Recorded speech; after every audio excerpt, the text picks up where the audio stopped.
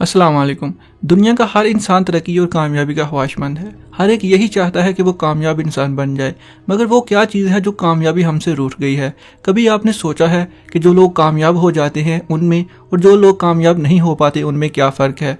चलिए मैं आपको एक कहानी सुनाता हूँ जिससे आपको ये बात समझ में आ जाएगी। इस अजीम इंसान की कहानी 12 फरवरी 1809 से शुरू होती है। वो मुंह में सोने का चम्मच लेकर पैदा हुआ। उसके बाप के पास 600 एकड़ काबिले काश्त अराजी थी। बेशुमार गोरे, भैंसें और बकरियां थी, मगर उसकी पैदाइश के सिर्फ 7 साल बाद उसका बाप ये सब माल एक अदालती मुकदमे में हार जाता है और उसे बच्चों समेत घर से बेदखल कर दिया जाता है। सड़क पर आने के बाद 2 साल के बाद ही उसकी मां मर जाती है। उसे घर का चूल्हा जलाने के लिए लड़कपन में ही नौकरी करना पड़ती है। 1831 में उसने पैसे जोड़कर एक स्टोर खोला, लेकिन किस्मत का सारा गर्दिश में था, इसलिए नुकसान उठाने के बाद स्टोर बंद करना पड़ा। उसने मायूस होने की बजाय एक वर्कशॉप बनाई, लेकिन यहाँ भी किस्मत को कुछ और मंजूर था। उसे यहाँ भी नाकामी का मुंह देखना पड़ा। तंग आकर फौजी दस्ते में शामिल हो गया। उसके फौजी कैरियर में भी नाकामी ने उसका पीछा ना छोड़ा। यहाँ पर भी उसे नौकरी से निकाल दिया गया। उसी दौरान उसने मंगनी की तो महबूबा का इंतकाल हो गया। सब लोगों ने उसे मनहूस कहना शुरू कर दिया। कोई उसे कर्ज देने पर तैयार न होता। एक तो उसने तरस खाकर कर्ज दिया और कारोबार शुरू करने की तरकीब दी। एक बार फिर दिवालिया हो गया और पैसे डूब गए। कानून की तालीम हासिल कर रखी थी, सोचा क्यों ना वकालत पेशा इख्तियार किया जाए। यहाँ भी कामयाबी ना मिली और थक हार कर मुलाजमत करना पड़ी। 1832 में रियासती मजलिस कानून साजी का इलेक्शन लड़ा। मजलिस की रुकनियत तो ना मिली, अलबत्ता नौकरी से हाथ धोना पड़े। उसने हिम्मत ना हारी। 1834 में दोबारा मजलिस कानून साज का इलेक्शन लड़ा। इस बार उस पर किस्मत मेहरबान हो गई और वो कामयाब हो गया।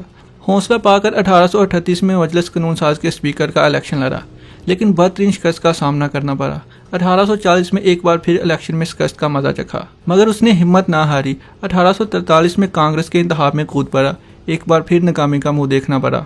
मायूस होने की बजाय 1846 में दोबारा इलेक्शन में हिस्सा लिया। इस बार रुकन कांग्रेस मुंतखब हुआ। कामयाबी और नाकामी की कश्मकश खत्म ना हुई। 1848 में एक बार फिर कांग्रेस का इलेक्शन लड़ा और हार को गले लगाया। कई बार ऐसा हुआ, बेदर पे नाकामियों ने रास्ता रोक लिया, मगर उस शख्स की ये इस्तिकलाल में कोई लग्जिश न आई। 1854 में सेनेट का इलेक्शन हारा।